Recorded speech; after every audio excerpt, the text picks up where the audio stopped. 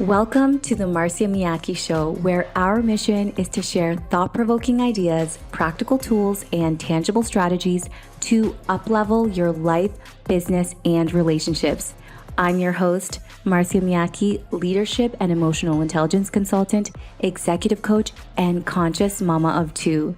Through solo episodes and interviews with experts in the medical, research, business, and spiritual fields, this show helps you to shift from the illusion that success in one area of your life means failure in another, to the understanding that you truly get to have it all. Let's get started. Welcome back to another episode, my loves. I'm so excited to be here. I'm recording this while Luca is sleeping downstairs, so it's a bit risky. And I may hear some little pitter-patter of feet coming up the stairs, but let's go for it. Today, I want to share 3 perspectives that I've learned about parenting through my journey of building up my emotional intelligence, raising my consciousness, and really just healing my shit, to say it shortly. So these perspectives can be a bit controversial. They can be a bit like, oh my gosh, if you haven't done healing work or if you haven't built up your emotional intelligence, and I'll explain in a second. So let's get straight into it. Controversial perspective number 1 is that your child is the teacher. So if we look at the perspective of the parent-child relationship, it's really easy to assume that, and we've also been taught, that the parent is here to teach the child. And while on a 3D physical perspective, that's true. I mean, when they are born, they're pretty reliant and helpless, and we have to show them how to eat and how to walk, etc. So from that perspective, yes, we are teaching them, we are guiding them. But when it comes to on a deeper level, our children have so much more to teach us. And as we move through a personal development journey and we, achieve higher levels of success and actualization, we realize what's truly important in life and what are those aspects and attributes that are going to take us to the next level, and what really are the keys to success. And when I say success, I mean just even living a truly fulfilled life. So the first thing that our children teach us that is so freaking key, and it's in probably every personal development book around, and every teacher will tell you this, it's presence. If you look at a child, they are extremely present. Now, I have to put a little side note to this, is that assuming the child hasn't been traumatized and they're, like not escaping their body, etc., right? So a healthy child is present. When I see my son playing in his room and he's playing with the blocks and he's in his own world, like he is so present in the moment. The other one is curiosity. Like everything is like exciting and new. Like we'll be driving down the road and he's like, look, mommy, a plane. Look, mommy, a truck. I see a dump truck. Like everything. He's so curious, so excited. Everything is just amazement to him. And this is key in terms of success, because curiosity and that desire to want to learn more is what helps us to grow, is what helps us to be successful in business, is always having this perspective of a child of really looking at things with wonder. And then obviously love. Love is a big one. Now, this isn't, being woo-woo or anything like that, but everything is derived from love. A child is derived from love, or at least we hope from the union and connection of 2 human beings coming together from love. But everything that was created, especially the most amazing creations, was derived from love. And that really is a child's set point, again, on the premise that this child hasn't been traumatized. Their status quo is love. Look how they want to hug and kiss, and they're just so affectionate, because that's their baseline. And as adults, we can learn so much from that, because when we embody love, we can achieve more success. And my favorite, I think, is probably authenticity. So the trauma that we have been through results in us wearing a mask. Maybe it's a feminine, masculine mask. Maybe it's a mask of I'm strong, or just even a mask of not really showing ourselves fully to the world, being super self-conscious, being shy, being quiet, being reserved, feeling like we don't want to be judged, so we hold back. We don't really speak our truth. We don't really show our face on the platform. We don't really go out and live our dreams. Why? Because we are afraid of rejection. We are afraid to be our true, authentic selves. But if you look at a little child, oh my gosh, like Luca, the moment he thinks something is funny, he just throws his head back and he has the biggest laugh. He doesn't care that we all start laughing kind of at him with him, but it's so hilarious. He's just so authentically himself. Think about when a child rages. They don't think, oh, are people going to think I'm being dramatic? No, they just rage. They are so authentic. They are the epitome of authentic expression. Okay, so we have so much more to learn from our children than they have to learn from us. Now, I know, like I said, that seems controversial, because you're like, wait a second, so authentic expression is just raging? No, obviously there is an evolved way of expressing rage, but rage isn't bad. Rage has utility just like every other emotion. It's just, how do you express that? And only an emotionally intelligent parent can navigate and help a child navigate how to express that rage in a healthy way. But that authentic expression still needs to be there, right? We think that being an evolved human is not showing emotion, when that is a stunted human. That is a repressed human. That is a depressed human. When you shut down your emotions and you hold them down, that's what leads to depression. Okay? All right, so moving on. Number 2, and I love this. This is, your children are not yours to discipline. And that's going to go against a lot of what we've been taught about what it even is to be a parent. But I really love this quote by Khalil Gibran, and he says, your children are not your children. They are the sons and daughters of life's longing for itself. They come through you, but not from you. And though they are with you, yet they belong not to you.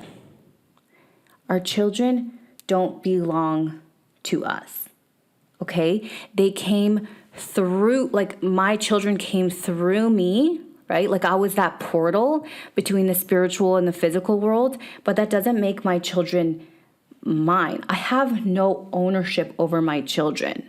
I chose to have children, okay? So if we choose to have children, please understand your children owe you nothing, okay? And in that regard, we have no right to quote unquote discipline them, okay? Because I don't even like the word discipline, because I almost feel like we only use it on people that we, like children, that we think are less than us. But let me ask you this.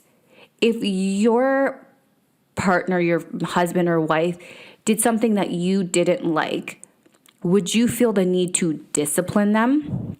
If you are in a healthy relationship and you are an emotionally well person, the answer would be no. You would have no desire to discipline. You would communicate your need, and you would, hope that that person responds to your need that you have now communicated. So why do we think it's okay to discipline our children? Our children are not here for us to discipline and to control.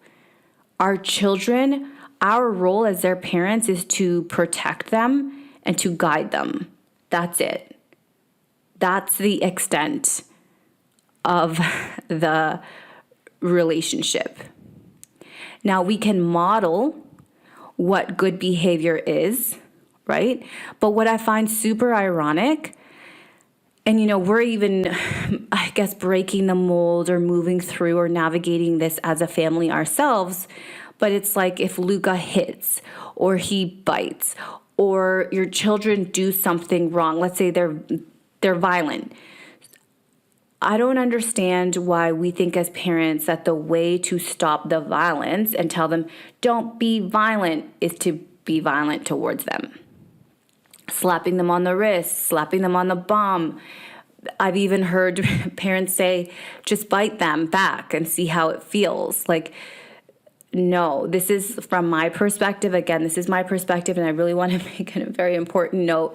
I have mentors that are child psychologists, but I am not myself a child psychologist. This is not even my area of specialty. I'm just sharing my perspective from what I have learned from some of my mentors and just what feels innately true for me and how I've navigated through my parenting of my 2 children and my 2 stepchildren. So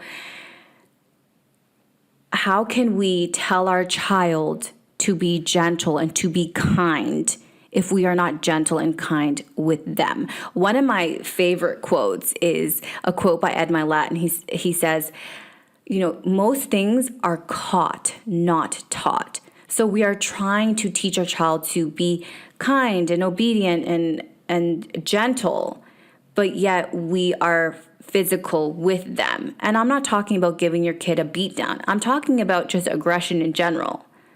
And I know might get some hate on this and you might totally disagree, but it's just something to ponder. Like, for a second, I'm telling my child to not hit through being aggressive with them.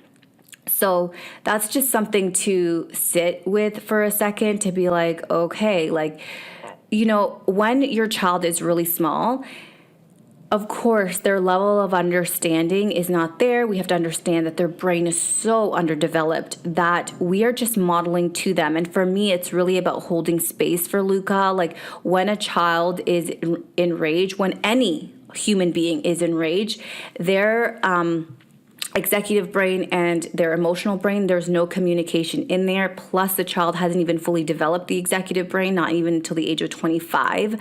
So you're not working with the full apparatus there, yet we are expecting our children to behave in a certain way. When in fact, for a 2-year-old to be angry and raging is actually very healthy. So we are basically shutting down our children for what is developmentally normal for their age. So it's really about us as parents understanding child brain development, okay, to know how to actually parent the child in front of us. How do we respond in the best way and the most loving way for the child in front of us at the age and the development stage that they are at in the present moment? Okay, let's move on to point 3. Ooh, this is kind of a continuation of point 2, but to raise sovereign human beings, we must actually allow our children to be sovereign in their home. This is a big one for me. This is so important. If you know some of my perspective of what's happening or what has happened and what continues to happen in this world around body sovereignty, you will know that I believe that everybody should have a decision of what is happening for their body, whether it's any kind of medical procedure should be a personal choice. That is just my perspective, okay? Now, a lot of people felt like they didn't have a choice, or that they don't have a choice in a lot of situations, whether it's in the job that they're in, or the relationship that they're in, just the life trajectory that they're in. They feel like they don't have a choice. To me, that can be a symptom of overbearing, controlling, autocratic leadership and parenting from their caregivers growing up. If we never let our child express, if we always make them wrong, if we need to fight them on every little thing, guess what? We dim their light and they start to believe that I don't have all the answers for myself. I don't know what's right for myself. My parents know what's best for me. Now, it's parents at the beginning, but then as you grow up, you have to understand as they grow up that their peers are no longer you. It becomes their friends at school. Now it's their friends know what's better for them. And then as they get older, it becomes their boss knows what's good for them, or their husband knows what's good for them, or the government knows what's good for them. And they have lost that connection to that inner guidance because they've been told that they were wrong for so long by the way that we parented them when they were little. Okay, so this goes back to really letting your child navigate this world on their own. And then you, and I know it's hard, it's one of the most challenging things to do, is to allow your child to make mistakes. And then you be that safe space for them to come back to. That person that doesn't judge them. That person that loves them unconditionally. And it's not conditional on them playing the sports that you want them to play, them getting the grades that you want them to get, them getting the career, the partner, etc. It's not contingent on them fitting into the mold that you prescribe to them of what a good human or a good child is, but truly allowing them to be their most authentic selves. And when you allow your child to be that person in the home, they will step out and be more confident in the physical world. It's funny how we tell our kids, like, be confident, you got this. But we don't do things to actually build their confidence. We criticize their perspective. We make them wrong for their decisions. How are they meant to build the confidence that we so want them to have? How can they build confidence when we are micromanaging them? When they're not taught to trust their inner gut, that instinct that will never lead them astray? How will they know? How can they be powerful, sovereign beings that are here to make a fucking difference in the world if they're not even allowed to make a difference in your home? How do we expect to raise courageous leaders if we dictate and control everything that happens in their home? So the reason that these are controversial is that, the concept of conscious parenting is a newer paradigm. And, for many of us, like, our parents were still in that older paradigm, like very autocratic, control and direct. And I mean, we don't need to look very far to see that people are unwell. We have insanely high rates of, quote unquote, mental illness, depression, anxiety. Where is that coming from? According to Gabor Mate, the reason that there's so much depression is because we've pushed down our emotions for so long. Well, why would we push down our emotions? Well, because our parents never validated us. We were told we were wrong when we raged. We were told to go to our room. And then we wonder why our teenage children don't come and confide to us anymore. And why our 20-something-year-old doesn't come and tell us what's really on their heart. When any time that they were struggling, we told them to go to their room. We told them to be quiet. We told them it wasn't acceptable. We basically made them wrong, right? Now, in regards to it linking to emotional intelligence, is that it requires a level of emotional intelligence, one, to even get on board with this stuff. Because this is controversial. This is forward-looking, right? But for me, how I see it as, I am here to support my children to be the best humans that they want to be, to live their version of success, not mine. And for me to do that, my key role is to be presence, is to be that sounding board, to be that safe space for them and not to control them. And emotional intelligence is so critical to this because when your child doesn't do what you want it to do, you'll be fucking triggered, okay? You'll be triggered for sure. This is another reason that our children are our biggest teachers, because they will trigger us like nobody else can possibly trigger. Like in the outside world, I'm like so calm. You can't really ruffle me. You could be aggressive to me and I'm just gonna, most likely, unless I'm already triggered, most likely I'll just like pass it off. I might even send you love. I'll just walk away. But with my children, they can trigger me like nobody else. But we have to understand that when we are triggered and when we go into fight mode with our child and when there is a power struggle with you and a freaking toddler, please understand this, that that's your inner child fighting with your present day child. And it happens, so don't like hate on yourself for it. It's just like part of the journey, right? But if you see that this is happening daily, like multiple times daily, that you're fighting with your child, your present day child, when really it's your inner child fighting with your present day child, if that's happening on a daily, look at what that's pointing to.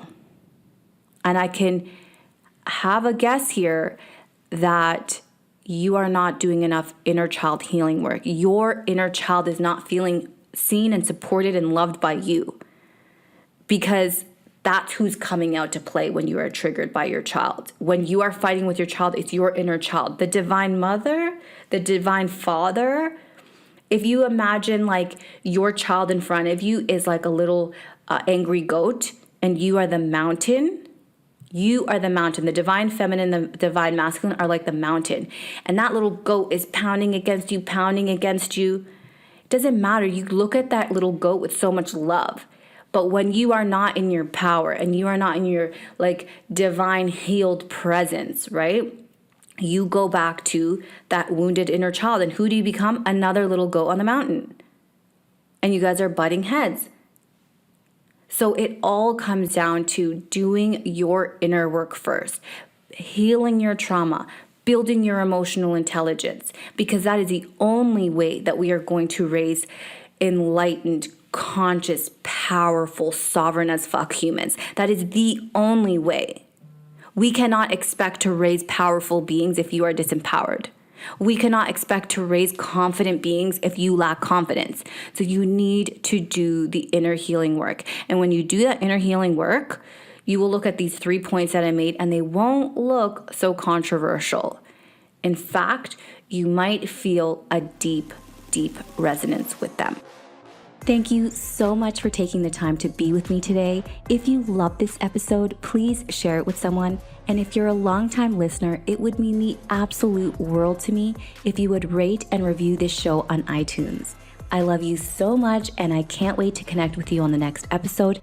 And remember, it's not only possible to have it all, it is your birthright.